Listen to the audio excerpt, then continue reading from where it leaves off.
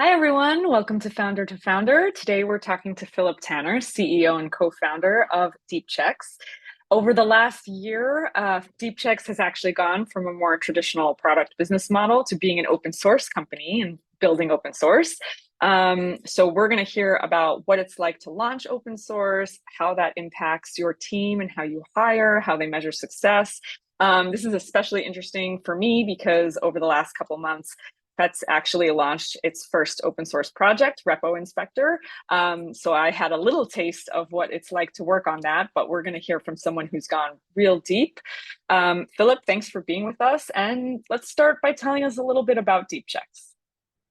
Thank you so much, and it's a pleasure to be here. Thanks for inviting me. Just from a very high level, the place where code is going to, we see a big part of it as being people are going to be coding with examples instead of just coding with rules, and that's like a big part of where we see kind of tech stack changing. In that space, we're aiming to be the continuous validation tool that makes sure that when you build these machine learning systems that based on examples that you can make sure they're doing what they're supposed to do. So what does that include? It includes testing, monitoring, testing during CI/CD, and at some point also auditing. This whole thing together, we call it the continuous machine learning validation. That's what Deepchecks is doing. Our approach is pretty interesting. Instead of kind of trying to sell top down, convince the C-levels and so forth, we are releasing part of this stack to open source. We started off by releasing the testing as an open source, and that's been growing really well, and we're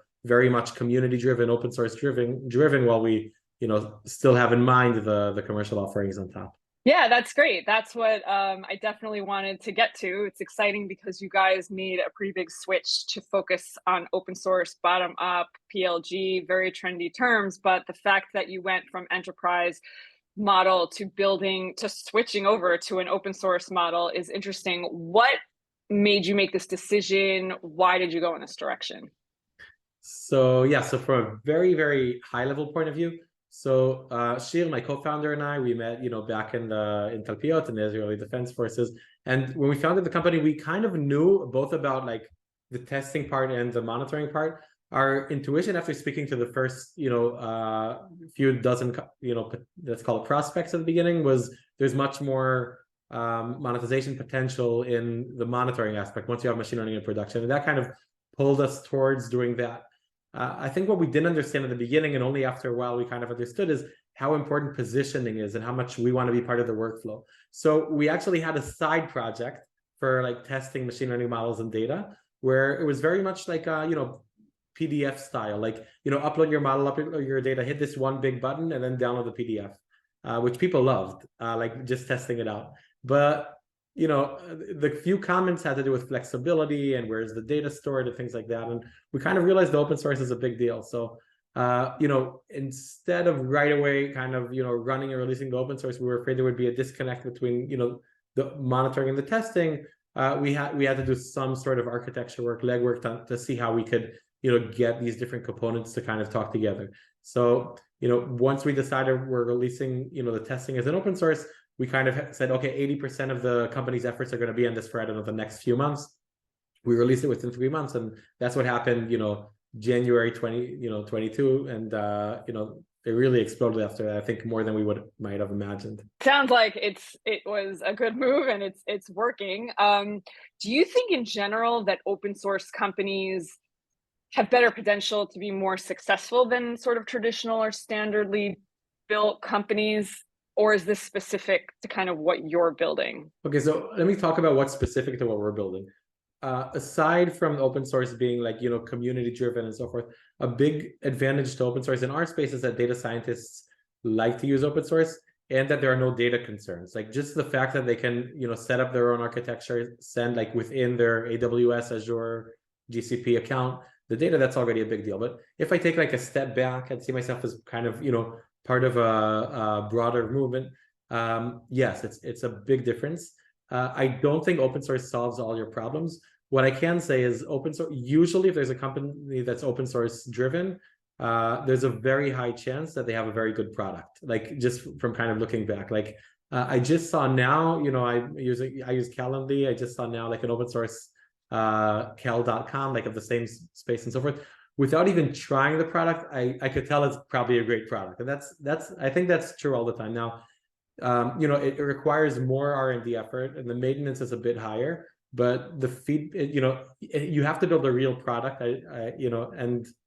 And I think from you'll definitely have a lot of users, and then there are still some other things to figure out. So being an open source company does not solve all your strategy problems, and it doesn't even define you as a company. It's just one component in your strategy, and you have to kind of decide where you're going with that. So if you'd have to like if you give me, there are two indexes I can invest, I don't know, my grandmother's money on. One of them is just open source led kind of software companies, and the other is just everyone that's not open source. I would probably bet on the open source companies. But yeah, but I don't think that having a popular open source, or definitely not having an open source, does like solve all your problems or define you. Totally, that makes sense. Here in Israel, I think it took a little longer for open source to become more popular as far as building companies. Why do you think that is?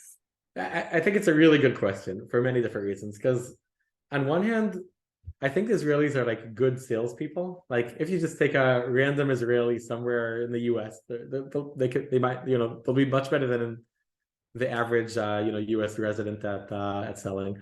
But on the other hand, like the geography, the time differences, and especially the flights before things were kind of Zoom style, they're really a huge barrier. So like if you're developing in Canada and then you have to sell to the US, that's much easier. But even if you have like amazing engineers here, and the average kind of R&D person might have like more of a startup mindset, there are huge advantages of having let's call it the dev, maybe even the product in Israel. But it's not like a car, or the design of a car that then you manufacture it somewhere else and ship it and that's it. There's a lot of interaction back and forth with the customers. And I think it was like almost a mistake historically. Like, there wasn't that much kind of PLG open source led, for many years. And then when it started, you would think that it should start from Israel kind of earlier. And, once you're kind of convinced from a, high level business point of view that it's good, then I think a place where there are very, very strong engineers and also kind of, user common sense, but also the inability to have that direct feedback all the time. I think, that should have positioned Israel in like a very, very strong PLG kind of open source area. That's not what happened at all. If, it used to be, the dynamics where, the CEO, gets some initial design partners, has something kind of going, and then it's okay, get on a plane, move to the US and start to build a team in the US. I still think being in the US is really, really important. But the whole mentality is, these soft kind of things that, you don't have your, the real IP, or you don't have those large deals to show. I think there was also some sort of investor mentality in Israel about, how important it is. And I also think there weren't really great companies to learn from. Now there are. I think you have both of them. You have investors that are very interested in it in Israel, and investors I think are much closer to, let's say, investors from Silicon Valley or from elsewhere around the world that are kind of top tier investors. So there's more kind of close learning, and not like a separate kind of mindset of how can I see that a company is doing well even before kind of the larger checks are coming in. And then I think the other one is just in terms of mentorship. So there are large WhatsApp groups, Slack groups, and then just successful companies that kind of went either the open source route or the PLG route. They're not always the same thing. And I think the ecosystem combined with like the built-in advantages in Israel are going to make it more of a trend than a fad. And I can see kind of very large and successful companies being built from Israel in this space. Totally. I could definitely say from the Hetz side that we have seen our open source deal flow go up over the years, which is very nice, and our investments. So now, as a founder building this kind of company, tell me, how do you actually go about launching an open source? Yeah, so really good question. And I get it a lot because, I think, both I think our open source was very successful. Our open source launch was very successful. And also, we did have some sort of methodology. and we also, also made some noise about it and wrote a blog post about, how we got to 900 stars in 3 weeks and things like that. It's the answer is like not the answer people usually want to hear. When I talk to like a fellow founder that's kind of looking into it and so forth, I think the most important thing is fast time to value.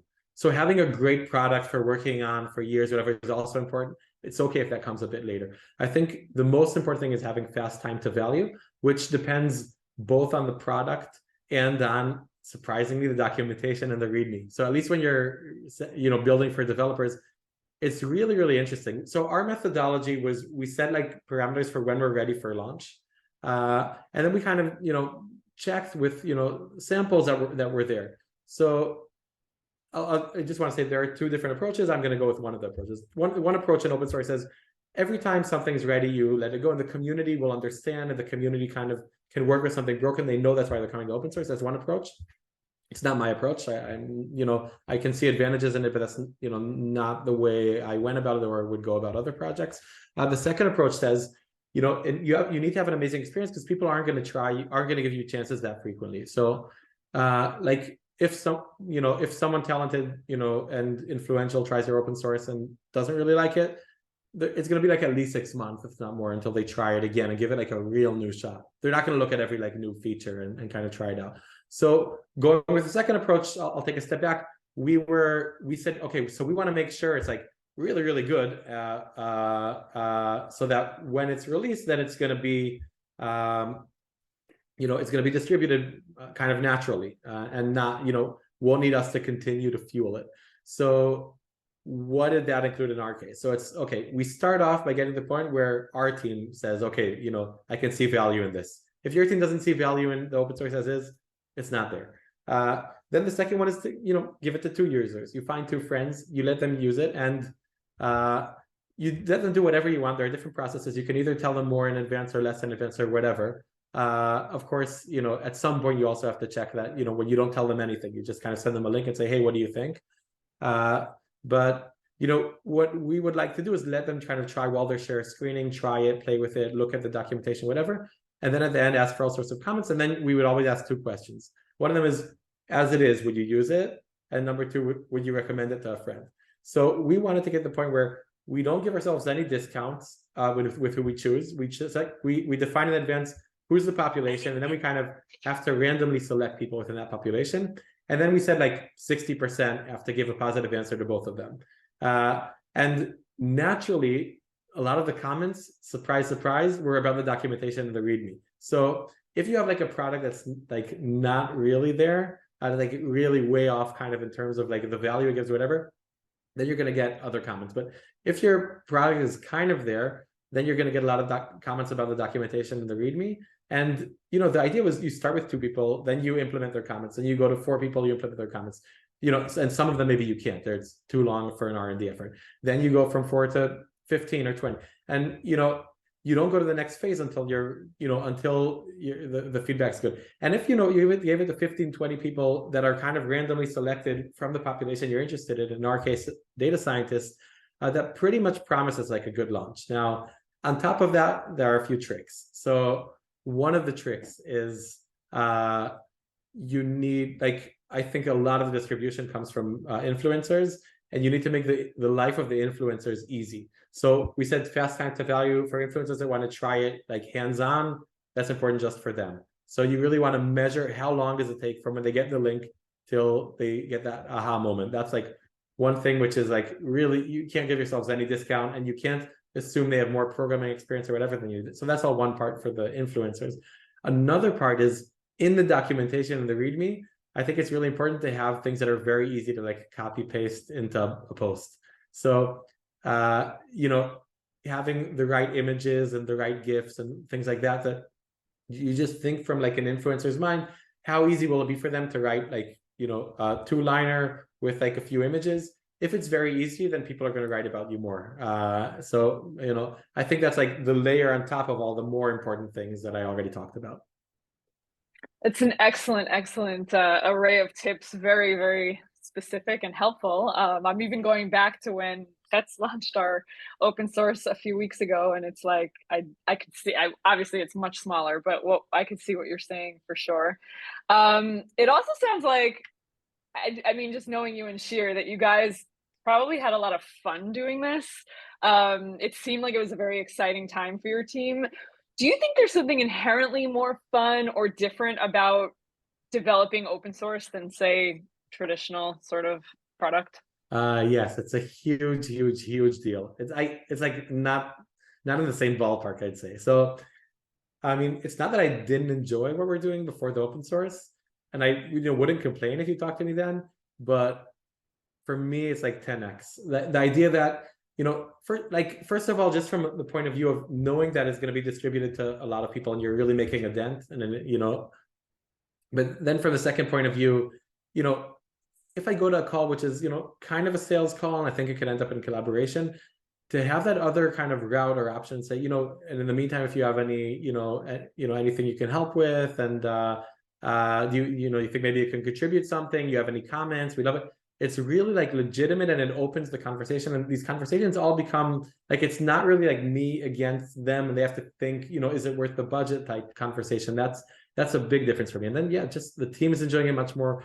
We're getting a lot more job applications since then. Yeah, across dev, algo, and so forth. It's like more interesting, and yeah, also kind of go-to-market people we're talking to. It's more innovative, more interesting, and all these things kind of connect together to the point that it has to do with the initial what I talked to you about launching the open source. The average person that you send them like the link to what we're doing is excited, and that means that when we're hiring someone that's going to have an impact, when we even if you get like a warm intro from like Hetz to like an executive at a certain team, so when they send the link to their data science team, then they'll come back and be excited, high probability. So all these things together just make everything more fun. People are more motivated, and I think for a lot of different resources, then more people want to work with us. That's an excellent point, and the hiring thing is a really great point for people to consider. On that note, how are you balancing your needs with building a company? And it's not necessarily a versus, it's just with the motivations of an open source community. Are there things that need to be balanced between the two? So definitely. I mean, I just want to say once we realized we're going to open source, the first thing I did is try to talk to other entrepreneurs that are doing this and kind of learn the lessons and so forth. And at some point, I found a podcast. I think there are a few different ones, but the one I heard, I think, was Underdogs, or heard a lot of the chapters. And there, it's kind of like having open conversations with the CEOs of all these different companies that kind of built open source and a business on top of it. Open source, as I kind of stated in one of the earlier questions, open source does not define you as a company. So it really has to be part of your strategy. And just like if you have like a regular kind of marketing meeting or product meeting, and then you think about, how am I going to get them? How's the onboarding going to be easier? How are they going to do X and Y, Z? Then, how many users are going to have? So open source has to serve those kind of KPIs that, when you put them on Excel is gonna make sense. And it also has some other added value, kind of like, employer branding, things like that will make people want to work with you. Maybe you can, get more feedback from the community. So there are some soft added values, but otherwise I think it has to serve the main strategy of the company. So there are many different approaches to go towards this. There's the open core approach, which is the approach we're taking. There are where, you have extra R&D built on it. There are also kind of, companies that build services on top of open source. There are a few different ways to go on top of this.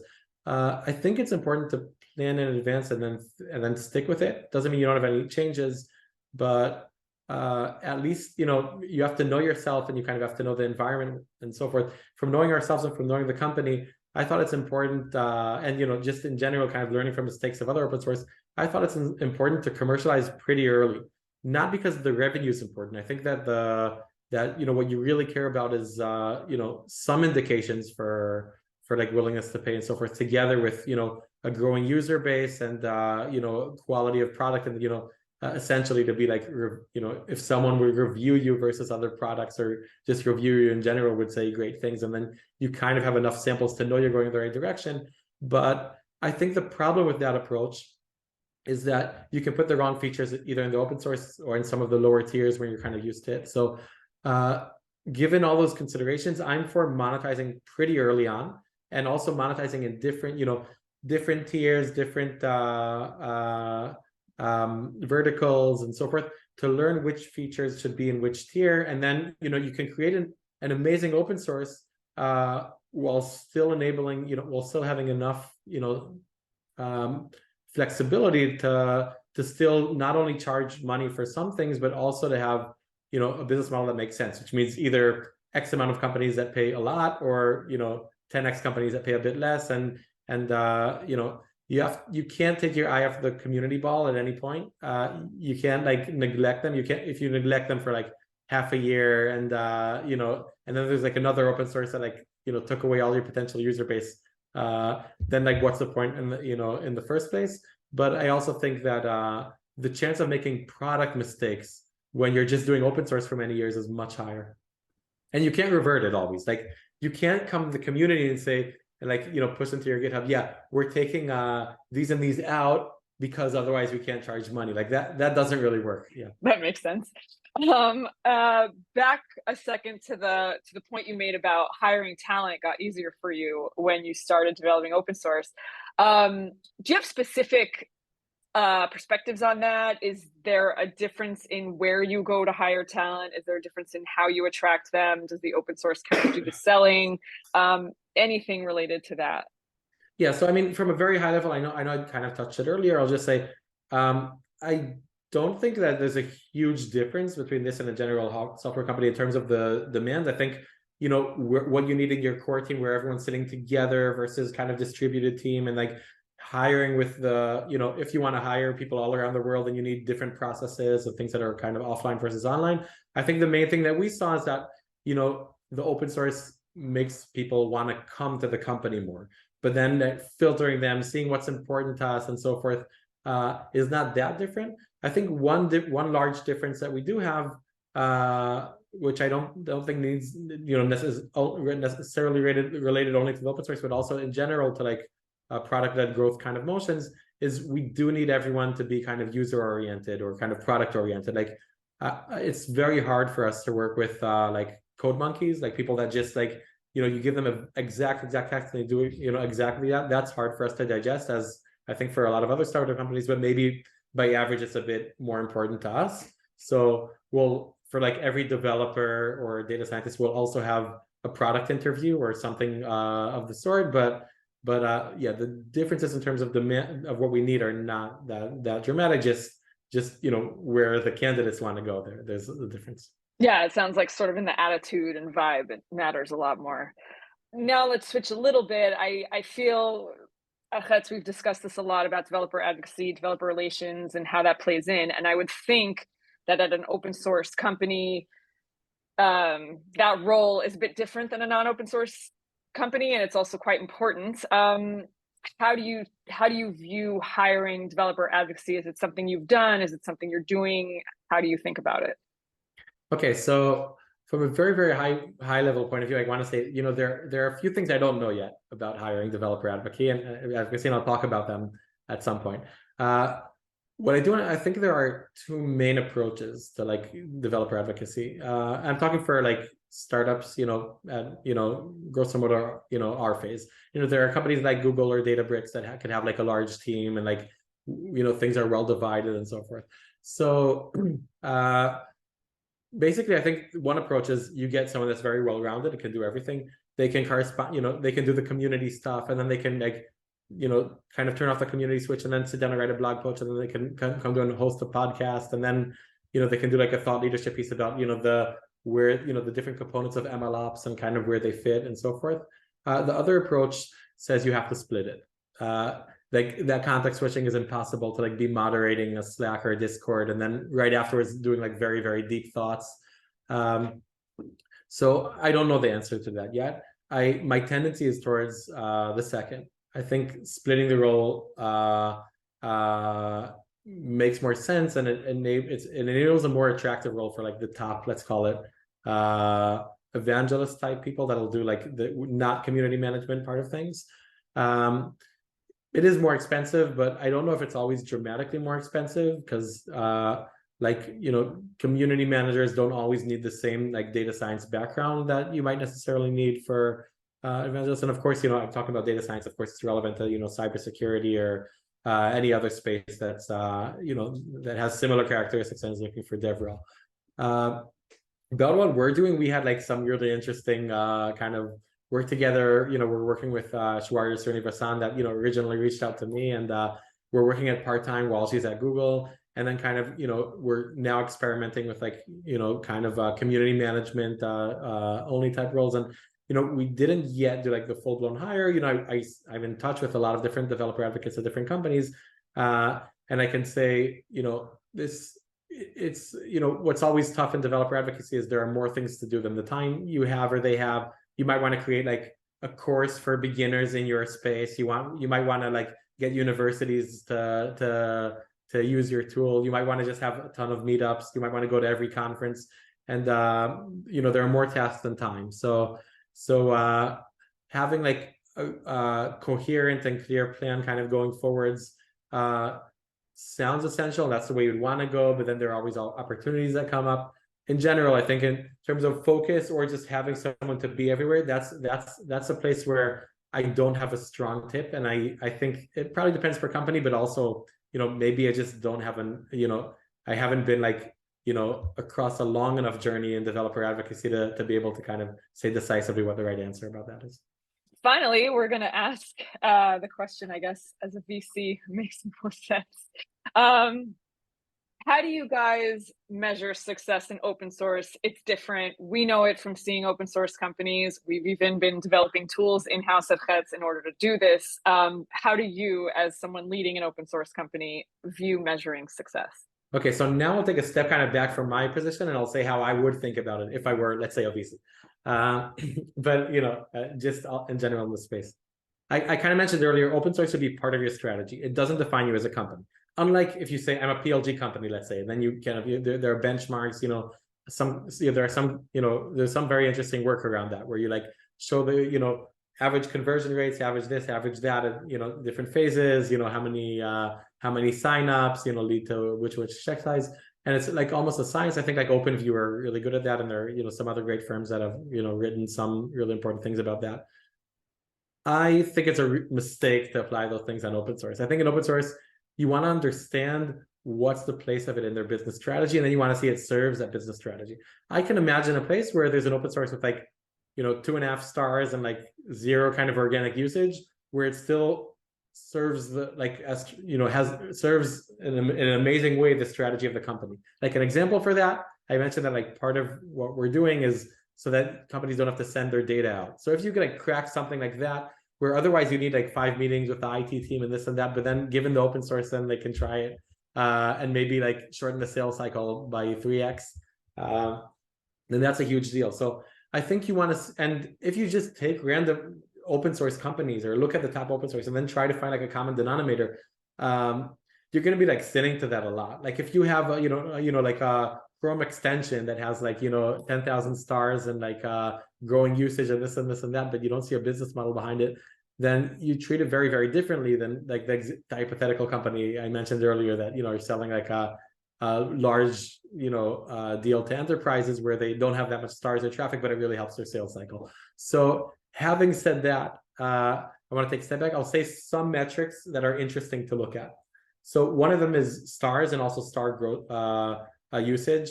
Then something else is the you know, distribution of those stars. You can analyze kind of publicly. So that's what, you know, Hetz is also interesting. But if you kind of you know, the open source you guys released is in this space, but the geographic distribution, which companies are using it and so forth. The stars, not everyone that uses it is a star, but you know, gives a star, and depends of course on the population, but you can understand something about the usage from there. Then some other metrics that I think are interesting is downloads. So, you know, there are different ways where you can track the downloads if you just kind of dive in. That can also be a bit biased. I think it, you know, shows more about usage, and if something, either if no one's using it or if a lot of people are using it, then you'll see that through the downloads. Definitely. Something else which I didn't really like, we did it anyway, but I think it's important in different ways, is to get some sort of usage metrics. We just did it kind of corresponded with something we wanted to be doing anyway, but to get to the point where when people are importing your package, that could be different between different languages, different environments and so forth. That's something else that's interesting. I don't think that'll be interesting over years. That can help you show trend fairly much at the beginning, 3 years after the release. And I think there are enough automated processes or legacy systems that kind of rerun it, and then you won't be able to tell it. Now, depending on the strategy, there are some other metrics you can look at where it's where in other places in code, where is this being imported? So if you just search on GitHub something let's say there's a package named ABA, so just you do import ABA and search it on GitHub and see where it's appearing. And that's mainly if you want it to be embedded in other packages. And if you don't, it's not interesting. And then I think one of the most interesting things about it, which is not much softer, is you take that link and you send it to a few smart people from the space and you ask them, what do you think? And you're going to get completely different feedbacks, 2 months in or a year in or 2 years in. If I have to choose one main criteria in which you want to kind of judge if an open source is good or not, it's common sense. And much less frameworks, methodologies, putting it in. It's good old common sense where you kind of manage to understand a complex business plan and and see which what are your doubts and which doubts does it help you kind of bridge with what you've learned about the open source. That's great. That is really, really specific and excellent advice to other founders that might be considering going this route. Thank you so much for talking to us today. Thank you so much.